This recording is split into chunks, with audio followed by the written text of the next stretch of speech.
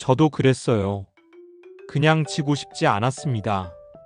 말다툼은 아무 일도 아닌 줄 알았습니다. 근데 그날 그 말 한마디가 결국 회사를 그만두게 만들었습니다. 왜요? 그렇게까지 화낼 일이 아니었잖아요. 아니요. 자존심이 상했어요. 그게 전부였습니다. 친구, 연인, 상사, 동료. 우리는 수많은 관계에서 늘 작은 전쟁을 합니다. 이기려고, 굽히지 않으려고, 먼저 사과하지 않으려고. 그리고 그 감정 뒤에는 늘 같은 단어가 숨어 있습니다. 바로 자존심. 그런데 이상하죠. 자존심을 지켰다고 생각했는데 남는 건 후회고 잃는 건 돈, 기회, 신뢰 관계입니다. 왜일까요? 하버드 연구 자존심 vs 자존감이 경제력을 결정한다. 하버드 심리학과 연구에 따르면 자존심이 강한 사람일수록 감정 조절 능력이 낮고 거절이나 실패를 공격으로 받아들여 장기적으로 사회적 경제적 성취도가 낮아진다고 합니다. 반면 자존감이 높은 사람은 실패에도 스스로 무너지지 않으며 거절을 기회로 전환하는 회복 탄력성이 높습니다. 그리고 이 차이는 시간이 갈수록 부의 차이로 이어집니다. 이 영상은 묻습니다. 당신은 지금 자존심으로 살고 있나요? 아니면 자존감으로 움직이나요? 이제부터 그 차이를 낱낱이 밝혀보겠습니다. 1. 자존심과 자존감은 완전히 다르다. 자존심 외부 평가 기반의 가짜 자신감. 자존심은 쉽게 상처받습니다. 왜냐면 남의 기준으로 자신을 평가하기 때문입니다. 저 사람이 날 무시했어. 내가 밀리면 안 돼. 저 사람보다 못해 보이면 안 돼. 이 감정의 뿌리는 비교와 불안입니다. 그래서 자존심은 끊임없이 확인받으려 하고 자신보다 잘난 사람을 보면 불편해지고 조금만 무시당해도 화가 납니다. 자존감 내부 기준 기반의 진짜 자신감. 자존감은 평가받지 않아도 괜찮습니다. 왜냐면 내가 나를 인정하고 있기 때문입니다. 나 스스로가 괜찮다고 믿어요. 비교하지 않아도 만족해요. 상대가 날 깎아내려도 흔들리지 않아요. 자존감이 높은 사람은 조용히 오래가고 결국 크게 성공합니다. 2. 자존심이 만든 소비, 당신을 가난하게 만든다. 왜 우리는 비싼 걸 살까? 명품 시계, 외제차 리스, 비싼 술 한 끼 10만 원 넘는 식사, 남들이 알아볼 만한 브랜드.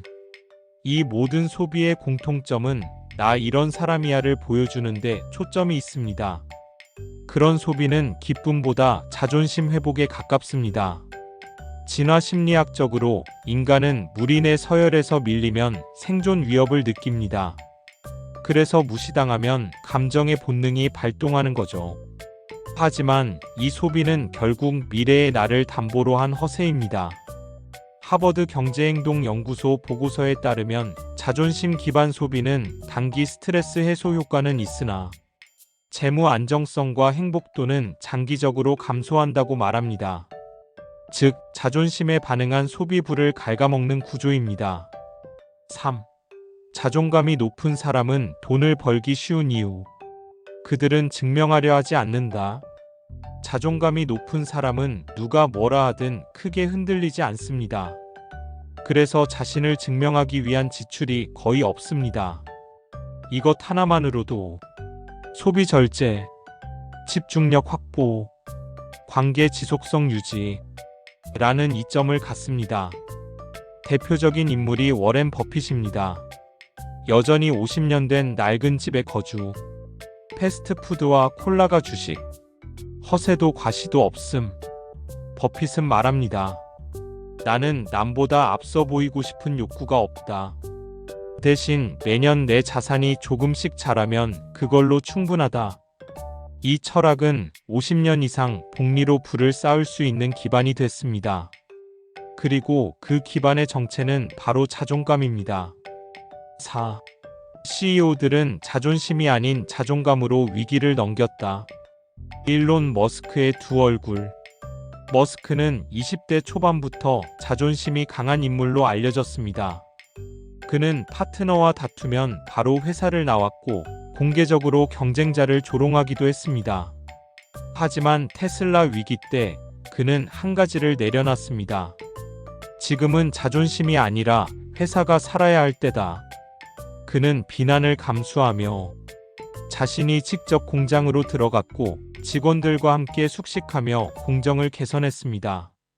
자존심을 꺾고 자존감으로 회사를 지켰습니다. 그때부터 테슬라는 진짜 성장하기 시작했습니다. 5. 뇌과학은 말한다. 자존심이 강한 사람은 뇌가 고통을 느낀다. 하버드 의대 MRI 실험에 따르면 자존심에 상처를 입는 순간 뇌의 고통 처리 영역전 즉 대상피질이 활성화됩니다. 즉 무시당하면 실제로 아픈 것 같은 신경 반응이 일어나는 겁니다. 그래서 자존심이 강한 사람은 쉽게 화내고 쉽게 충동적인 선택을 하며 합리적 판단을 못합니다. 반면 자존감이 높은 사람은 전전두엽이성적 판단 영역을 더 많이 사용합니다. 그래서 화가 나도 그럴 수도 있지 하고 넘기고 실패해도 이건 데이터일 뿐이라 여기며 충동 소비보다는 장기 계획을 세우는 경향이 높습니다. 자존심은 감정의 뇌, 자존감은 논리의 뇌. 결국 자존심이 강하면 가난해지고 자존감이 높으면 부자 되는 건 뇌 사용법의 차이입니다. 6. 자존심이 만든 고립, 자존감이 만든 연결. 한때 잘 나가던 A 대표는 어느 순간 직원들이 하나둘 떠나기 시작했습니다. 이유는 단순했습니다. 대표님이 화를 너무 자주 내요. 조금만 지적해도 바로 언성을 높이세요. 늘 자기 입장이 먼저예요. 문제는 자존심이었습니다. 누구의 조언도 지적도 받아들이지 못하는 사람. 항상 자신이 옳아야만 하는 사람.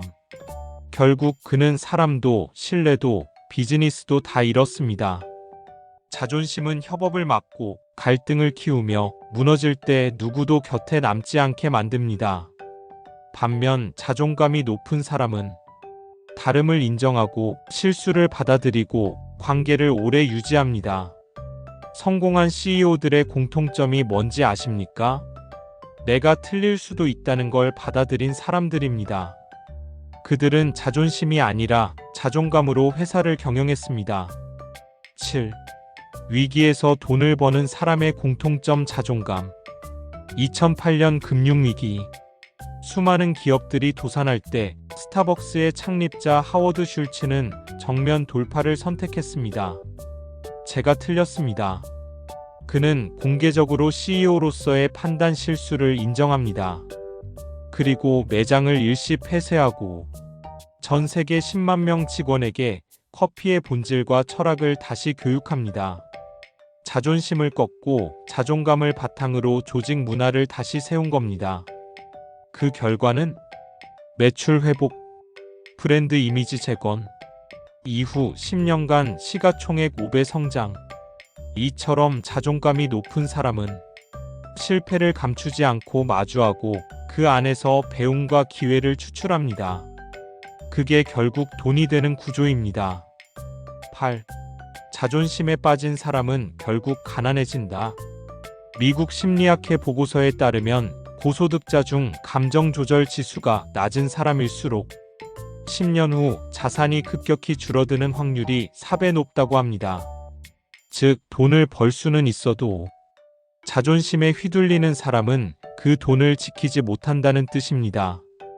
예를 들어, 감정 폭발로 고객과의 계약이 파기, 분노로 인해 팀원들과 갈등, 자존심 문제로 투자자와 결별. 반면 자존감 높은 사람은 불리한 상황에서도 감정을 조절하고 긴 호흡으로 일합니다. 그래서 부자는 장기적으로 조용히 만들어지는 것입니다. 9. 하버드 심리학부가 추천하는 자존감 키우기 3단계. 1단계 비교 중단 디지털 단식. 매일 수십 번씩 우리는 SNS에서 비교합니다. 남의 소비, 성공, 외모, 관계를 보고 나는 왜 저렇지 못할까 자책하죠. 하지만 연구 결과 하루 1시간 이상 SNS를 쓰는 사람은 자존감 평균이 20% 이상 낮고 지출 충동은 35% 이상 높다고 나타났습니다. 하루 1시간 비교하지 않는 시간을 만들어 보세요. 2단계 감정 기록 회복 일기. 자존감은 실패의 총량이 아니라 그걸 해석하는 방식에 따라 달라집니다. 실패했을 때 감정과 상황을 분리해 왜 그랬는지, 뭘 배웠는지 기록하는 습관은 회복 탄력성을 크게 높여줍니다. 오늘 당신이 버거웠던 감정을 적어보세요. 그건 감정이지 당신의 정체성이 아닙니다. 3단계 가치 체크리스트 만들기. 자존심은 외부 기준에 목숨 걸지만 자존감은 내부 기준에 충실합니다. 내 삶의 기준은 무엇인가? 나는 왜 이 일을 하는가? 내가 되고 싶은 사람은 누구인가? 이 질문에 스스로 답할 수 있을 때 남의 시선과 평가에 덜 흔들립니다. 나만의 삶의 기준을 3문장으로 정리해 보세요. 10. 자존심을 버리면 열리는 부의 시스템. 자존심을 버린다는 건 지는 것이 아닙니다. 지금은 덜 가져가도 결국 더 크게 가져가겠다는 전략입니다. 자존심은 즉시적 만족을 줍니다. 하지만 자존감은 장기적 부를 만듭니다. 자존심 즉시 복수, 즉시 증명, 즉시 소비. 자존감 장기 계획, 조용한 준비, 꾸준한 성장. 이 차이가 3년 뒤, 10년 뒤, 은퇴 후 당신의 부의 총량을 결정합니다. 마무리 메시지. 성공한 사람들의 공통점은 다 잘난 게 아니라 불필요한 자존심을 내려놓을 줄 안다는 데 있습니다. 감정에 반응하는 게 아니라 미래에 반응하는 사람. 당신은 지금 자존심으로 사는 사람인가요? 아니면 자존감으로 움직이는 사람인가요? 당신이 부자로 남길 바랍니다. 영상이 도움이 되셨다면 구독과 좋아요 그리고 댓글로 다음 주제로 다뤘으면 하는 내용을 작성해 주세요. 지금까지 더리치랩이었습니다.